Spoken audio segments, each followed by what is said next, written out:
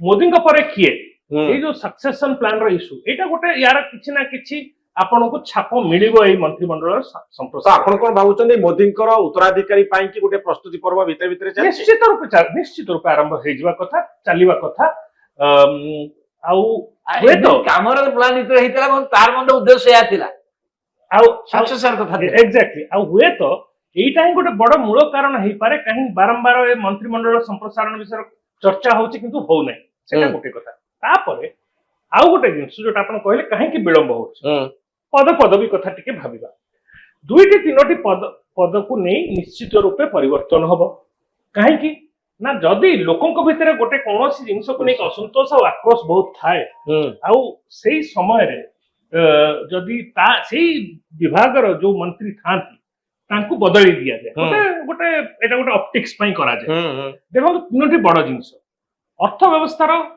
अर्थव्यवस्थार हालत बहुत खराब अर्थनीति को नहीं बड़ असंतोष आक्रोश अच्छी पूरा देश व्यापी विदेश नीति को लेकर बहुत असंतोष और समालोचना होची।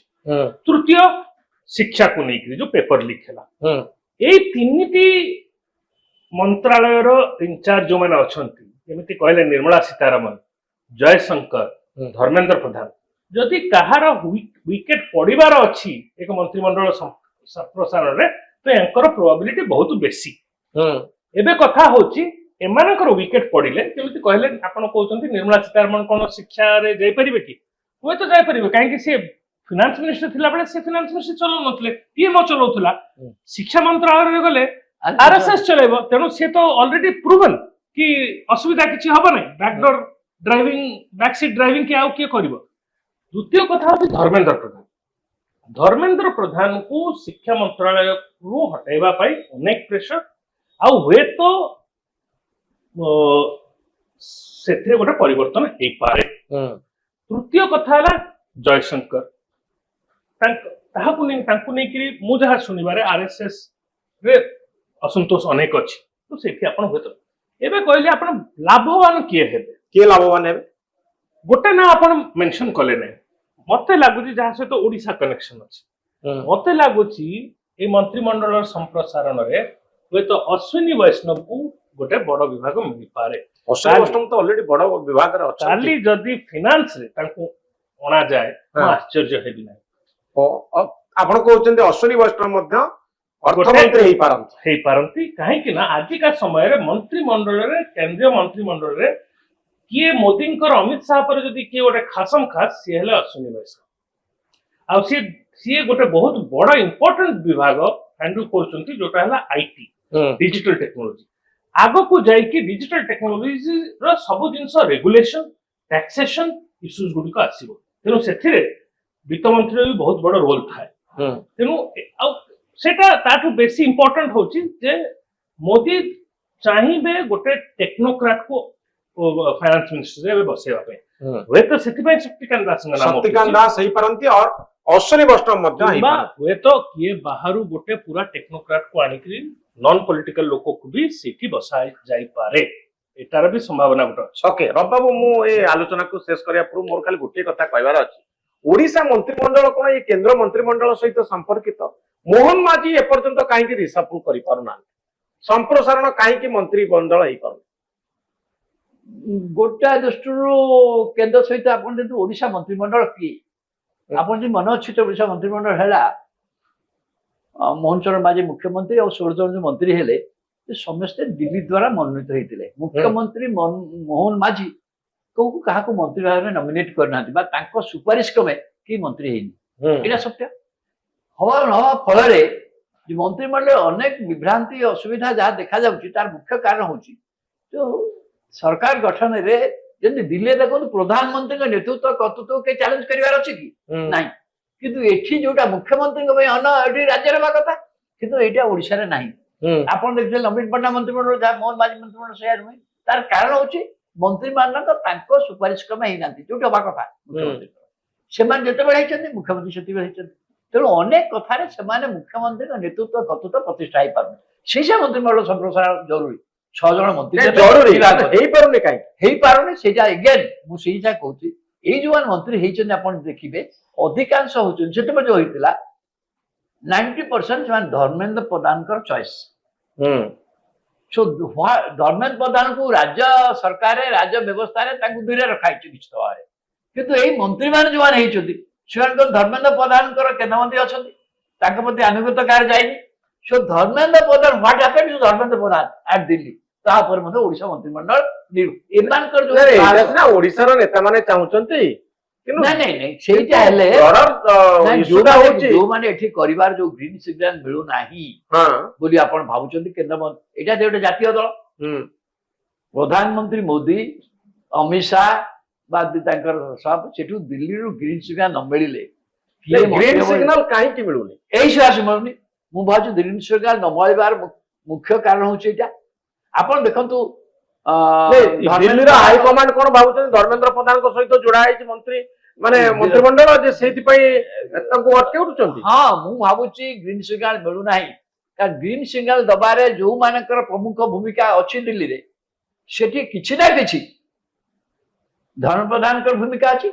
ଦ୍ୱିତୀୟ କାରଣ ହଉଛି ରାଜ୍ୟ ବିଷୟରେ ବର୍ତ୍ତମାନ କେନ୍ଦ୍ର ନେତୃତ୍ୱ ପାଖରେ ସେତେ ଭଲ ଖବର ନାହିଁ। ଯଦି ରାଜ୍ୟରେ ପୁଞ୍ଜି ବର୍ଷା ହଉଛି, ଆପଣ ଦେଖିବେ ରାଜ୍ୟରେ ଯଦି ଯିଏ ଖବରକାଗଜ ପଢିବ ଦେଖିବ ରାଜ୍ୟରେ ପୁଞ୍ଜି ବର୍ଷା ହଉଛି, ମାନେ ଆପଣ ଗଣି ପାରିବେନି ଏଭଳି ଭାବରେ। ବର୍ତ୍ତମାନ ତ 7 ବର୍ଷ ସବୁଠୁ ଲାର୍ଜେଷ୍ଟ ଫରେନ୍ ଇନଭେଷ୍ଟମେଣ୍ଟ ବୋଧେ ଓଡିଶାରେ ହବାକୁ ଯାଉଛି, ୟୁଏ ଆଣ୍ଡ ଆଦାନୀ ଯୋଉଟା କରିବାକୁ ଯାଉଛନ୍ତି ଆଲୁମିନିୟମ କମ୍ପ୍ଲେକ୍ସ। ତାପରେ ଦେଖୁ ଜାପାନ ଅନ୍ୟାନ୍ୟ ବହୁତ ଟେକ୍ସଟାଇଲ ପାର୍କ, ଆମକୁ ଠିକ ବହୁତ କଥା ଓଡିଶାରେ ଯୋଉ ପ୍ରକାର 12 ଲକ୍ଷ 15 ଲକ୍ଷ କୋଟି ଟଙ୍କାର ପୁଞ୍ଜି ବିନିଯୋଗ ପାଇଁ ହେଇଗଲାଣି ଏବଂ ଏ ସବୁ ଚାଲିଛି। ସେଥିରେ ତା ସତ୍ତ୍ୱେ ରାଜ୍ୟ ସରକାରଙ୍କ ଭାବମୂର୍ତ୍ତି ରାଜ୍ୟ ସରକାର ପ୍ରତିଷ୍ଠା ହେଇପାରୁନି।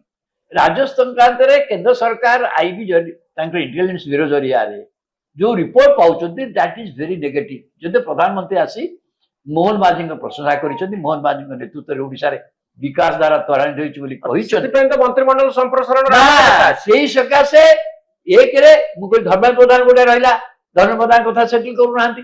ଦ୍ୱିତୀୟ କଥା ମୋହନ ମାଝୀ କେତେ ଶକ୍ତିଶାଳୀ କରିବେ, ଏତେ ମୋହନ ମାଝୀ 2 ବର୍ଷ ଭିତରେ ସେଇ ତାଙ୍କ ବିରୁଦ୍ଧରେ ବ୍ୟକ୍ତିଗତ ଭାବରେ କୌଣସି ଅଭିଯୋଗ ଆପଣ ହୁଏତ ଆଣିବା କଷ୍ଟ, କିନ୍ତୁ ତାଙ୍କ ଶାସନ ଗୋଟେ କ୍ରିୟାଶୀଳ ଶାସନ ନୁହଁ। ସବୁ ବିଭାଗରେ କୋଉଠି କିଛି ଜିନିଷ ବିଗିଡି ଯାଉଛି ପ୍ରତିଦିନ ଯଦି ଖବର ଦେଖୁଛନ୍ତି। ଆଉ ରାଜ୍ୟର ଯୋଉ ପୋଲିସ ମୁଁ କହିଲି କେନ୍ଦ୍ର ପ୍ରଧାନମନ୍ତ୍ରୀ ଆଇବି ଜରିଆରେ ପ୍ରଧାନମନ୍ତ୍ରୀ ଅମିତ ଶାହ ଓଡିଶା ରାଜ୍ୟ ସରକାର ବିଷୟରେ ପ୍ରତିଦିନ ରିପୋର୍ଟ ପାଉଛନ୍ତି ନା ନାଇଁ? ପଜିଟିଭ ରିପୋର୍ଟ ପାଉଛନ୍ତି କି ନା ନାଇଁ? ନେଗେଟିଭ ହେଲେ କଣ ହେଲା, ମୋହନ ମାଝୀଙ୍କ ଦ୍ୱାରା ଯୋଉ କାମ ଦରକାର ସେଇ କାମ ତ ହେଇଯାଉଛି, ଲୋକଙ୍କୁ ଯୋଉ ପ୍ରୋଜେକ୍ଟ ଦରକାର ଅଲ୍ଟିମେଟଲି ଗୋଟେ ସରକାର ଲୋକଙ୍କ ପାଖକୁ ଯିବ ନା ନାଇଁ? କିନ୍ତୁ କ୍ରିୟାଶୀଳ ଲୋକପ୍ରିୟ ନ ହୁଏ ସେଥିରେ ନରେନ୍ଦ୍ର ମୋଦୀ ଡକେଟ। କାରଣ ଗତ ଥରକ ଓଡିଶାର ଲୋକମାନେ ନବୀନ ପଟ୍ଟନାୟକଙ୍କୁ ଛାଡିକି ବିଜେପି କି ଯୋଉ ଭୋଟ ଦେଲେ ସେ ମୋଦୀଙ୍କ ଉପରେ ଆସ୍ଥା କରି ଭୋଟ ଦେଇଦେଲେ। ବର୍ତ୍ତମାନ ଓଡିଶାରେ ଯାହା ହଉଛି ସେଥିରେ ମୋଦୀଙ୍କ ସମାନ ତ ପ୍ରତିଦିନ ଓଡିଶାରେ କମୁଛି। କିନ୍ତୁ ବାବୁ ଆପଣ ମୋହନ ମାଝୀଙ୍କର ବଡି ଲାଙ୍ଗୁଏଜ ଯଦି ଦେଖିବେ ସେ ତ ବହୁତ କନଫିଡେଣ୍ଟ ଅଛନ୍ତି। କିଏ ସେ କୋଉଠି ଆଶଙ୍କାରେ ଥିଲା ଭଳିଆ ମୋଟେ ଜଣା ମୋହନ ମାଝୀ ଆଶଙ୍କାରେ କାହିଁ ରହିବେ? ମୁଁ ପୁଣି ବୁଝୁ କହିଲି ମୋହନ ମାଝୀଙ୍କର ଆଶଙ୍କା କଥା ନୁହେଁ, ମୋହନ ମାଝୀ ଆଶଙ୍କିତ ହେବାର କୌଣସି କାରଣ ନାହିଁ। ମୋହନ ମାଝୀ ମୋହନ ମାଝୀ କରିସନ, କିନ୍ତୁ ଓଡିଶାରେ ଗୋଟେ ସରକାରକୁ କ୍ରିୟାଶୀଳ କରିବା ମୁଁ କହିଲି ଯେ ମୁଖ୍ୟମନ୍ତ୍ରୀଙ୍କ ନେତୃତ୍ୱ ଆଉ କର୍ତ୍ତୃତ୍ୱକୁ ଏଷ୍ଟାବ୍ଲିଶ କରିବା ଦରକାର। ଏବଂ ଧର୍ମେନ୍ଦ୍ର ପ୍ରଧାନ ଯଦି ରାଜ୍ୟ ଶାସନ ତାଙ୍କୁ ଦୂରରେ ରଖିଛନ୍ତି ଏ ସଂକ୍ରାନ୍ତ ଗୋଟେ ନିର୍ଦ୍ଦିଷ୍ଟ ନିଷ୍ପତ୍ତି ମଧ୍ୟ ଆହୁରି ଦରକାର ପଡୁଛି। କାରଣ ଅଧିକାଂଶ ମନ୍ତ୍ରୀ ତାଙ୍କ ସହିତ ଲିଙ୍କ। ଗୋଟା ମନ୍ତ୍ରୀ ଯେତେ ଖରାପ କାମ କଲେ ମଧ୍ୟ ବି ଯୋଉ ଗଣଶିକ୍ଷା ବିଭାଗ କଣ ଏତେ ଦୋଷ ମାନିଲେ ଇଏ କଲେ ଏତେ ବଡ ବୁଲେଇଲା, ଗଣଶିକ୍ଷା ମନ୍ତ୍ରୀ ବାହାର କରିପାରିବେ କି? ଏସି ମେଡିକାଲ କଲେଜ ଘଟଣା ହେଲା, ସ୍ୱାସ୍ଥ୍ୟ ମନ୍ତ୍ରୀ ତାଙ୍କ ବିଭାଗ ବଦଳି ପାରିଲେନି, ଯୋଉଟା ଯେକୌଣସି ମୁଖ୍ୟମନ୍ତ୍ରୀ କରିବା କଥା କିନ୍ତୁ କରିପାରୁନାହାନ୍ତି। ବାବୁ ମୋର ପ୍ରଶ୍ନ, ଧରନ୍ତୁ ଧର୍ମେନ୍ଦ୍ର ପ୍ରଧାନଙ୍କୁ ଶିକ୍ଷା ବିଭାଗରୁ ହଟାଗଲା, କଣ ସମ୍ଭାବନା ଅଛି ଯେ ତାଙ୍କୁ ଏଠି ମୁଖ୍ୟମନ୍ତ୍ରୀ ବନେଇ ଦିଆଯାଇପାରିବ? ମୁଁ ଜାଣିନି, ମୁଁ କଣ ହେବ ମୁଁ ଜାଣିନି, କିନ୍ତୁ ମୋର କହୁଛି ଧର୍ମେନ୍ଦ୍ର ପ୍ରଧାନ ଯେପର୍ଯ୍ୟନ୍ତ ପାୱାରଫୁଲ କେନ୍ଦ୍ରମନ୍ତ୍ରୀ ଅଛନ୍ତି, କି ଜାଣେ ପାୱାରଫୁଲ କେନ୍ଦ୍ରମନ୍ତ୍ରୀ ଏବଂ ଓଡିଶା ବିଜେପିରେ ଯେତେ ନେତା ଅଛନ୍ତି ଆଉ ଓଡିଶାରେ ଆଜି ପର୍ଯ୍ୟନ୍ତ ଯେତେ ନେତା ହେଇଥିଲେ ଜାତୀୟ ରାଜନୀତି କରିଛନ୍ତି ସେଥିରେ ଧର୍ମେନ୍ଦ୍ର ପ୍ରଧାନ ସବୁଠୁ ଆଗରେ ଅଛନ୍ତି। ଏତେ ଦିନ ଓଡିଶାରୁ କେହି କେନ୍ଦ୍ରମନ୍ତ୍ରୀ ହେଇନାହାନ୍ତି। ଶିକ୍ଷାରୁ ହଟେଇଲେ ଆପଣ ତ ଛୋଟ ମୋଟ ମନ୍ତ୍ରଣାଳୟ ଦେଇପାରିବେ ନାହିଁ, ଜୁଆ ଦିଅନ୍ତୁ, ସିଏ ପାୱାରଫୁଲ ଅବସ୍ଥାରେ ରହିବେ। ସିଏ ଯଦି ପାୱାରଫୁଲ ଅବସ୍ଥାରେ ରହିଲେ ତାଙ୍କ ଲୋକ କାହାକୁ ଯଦି ଡ୍ରପ୍ କରିଦବା ମୋହନ ମାଝୀ ଡରିବେ। କେନ୍ଦ୍ର ସରକାର ମୋହନ ମାଝୀଙ୍କ ହାତରେ କଣ ସବୁ କିଛି ଅଛି? ଦିଲ୍ଲୀରେ ପୁରା ଆପଣ କହୁଛନ୍ତି ଦିଲ୍ଲୀ ପୁରା କନଫର୍ମେସନ ଦବ। ଦିଲ୍ଲୀ କାହିଁକି କରିଦଉନି କାହିଁକି ଦିଲ୍ଲୀ କାହିଁକି ଇଏ ବାରମ୍ବାର ଯାଉଛନ୍ତି ନିଗମ କମ୍ପ୍ଲିଟ କରିପାରୁନାହାନ୍ତି। କି କଥା ଆପଣ କହୁଛନ୍ତି 4 ଥର କୋର କମିଟି ବୈଠକ ହେଲାଣି ନିଗମ କମିଟି କାହିଁକି କରିପାରୁନାହାନ୍ତି? କାହିଁକି ନା କୋଉଠି ସମଝୋତା ହେଇପାରୁନି। ଓଡିଶା ବିଜେପିରେ ଗୋଷ୍ଠୀ ବିବାଦ କଂଗ୍ରେସ ଗୋଷ୍ଠୀ ବିବାଦ ଆଲୋଚିତ ହଉଛି କିନ୍ତୁ ବିଜେପି ଗୋଷ୍ଠୀ ବିବାଦ ଆଲୋଚିତ ହଉନି।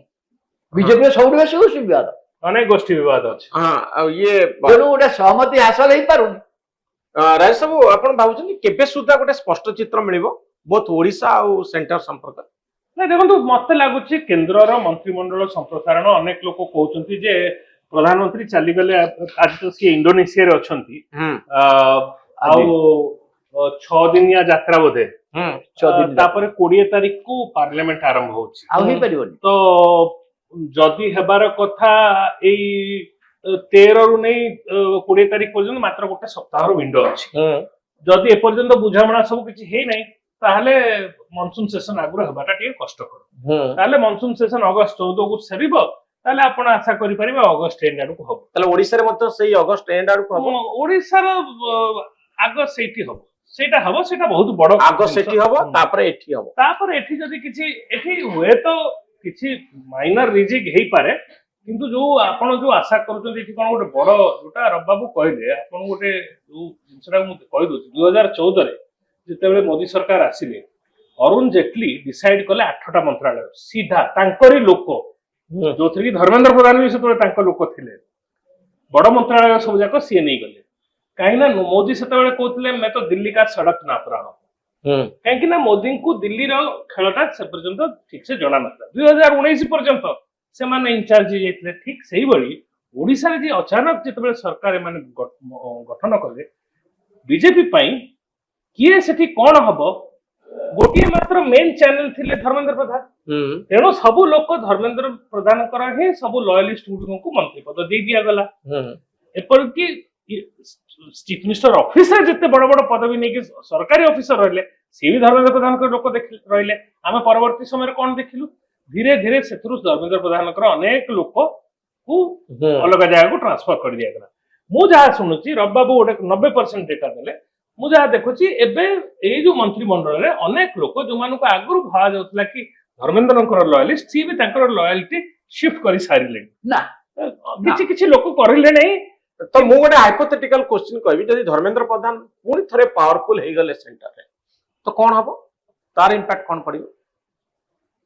ମାନେ କରନ୍ତୁ ସେ ଯୋଉ ମିନିଷ୍ଟ୍ରି ଅଛନ୍ତି ସିମିଲାର ଆଉ ଗୋଟେ ଭଲ ମିନିଷ୍ଟ୍ରି ତାଙ୍କୁ ମିଳିଲା ବା ତାଙ୍କ ପାୱାର ସେମିତି କିଛି ପ୍ରଭାବିତ ହେଲାନି ଏ ରିସଫଲରେ ତାହେଲେ କଣ ହବ? ମୁଁ କହିବି ଆପଣଙ୍କୁ ଧର୍ମେନ୍ଦ୍ର ପ୍ରଧାନ ଯେତେବେଳେ ମୋହନ ମାଝୀ ମାନେ ମୁଖ୍ୟମନ୍ତ୍ରୀ ହେଲେ ସେତେବେଳେ ମଧ୍ୟ ସେ ଭାବୁଥିଲେ ମୋହନ ମାଝୀ ମୋର ଲୋକ ମୁଁ ହେଇପାରିଲିନି ସିନା ମୋହନ ମାଝୀ ହେଲା।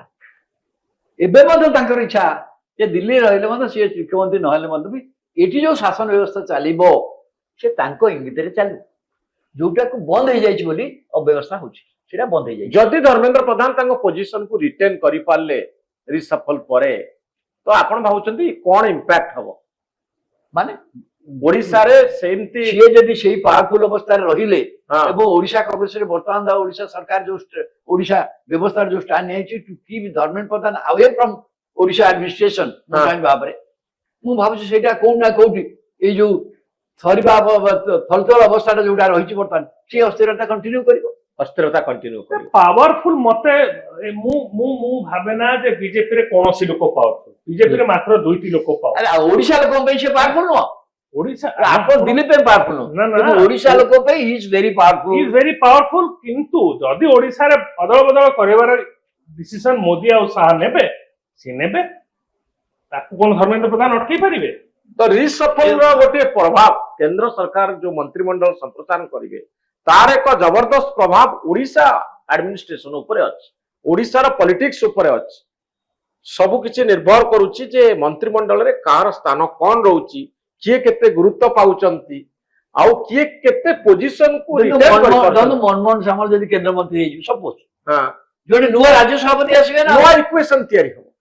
ଓଡିଶା ରାଜନୀତିରେ ନୂଆ ଇକ୍ୱେସନ ତିଆରି ହବା ପାଇଁ ଯାଉଛି ମନ୍ତ୍ରିମଣ୍ଡଳ କେନ୍ଦ୍ର ମନ୍ତ୍ରିମଣ୍ଡଳ ସମ୍ପ୍ରସାରଣ ପରେ। ଅପେକ୍ଷା କରିବା କେବେ ମନ୍ତ୍ରିମଣ୍ଡଳ ସମ୍ପ୍ରସାରଣ ହଉଛି ଆଉ ଓଡିଶାରେ ମଧ୍ୟ ଏହାର ଏକ ପ୍ରଭାବ ପଡୁଛି पावर इक्वेशन रे एक बड़ परिवर्तन आसुची। बहुत धन्यवाद श्रीयुत राजेश महापात्र एवं श्रीयुत रवि दास।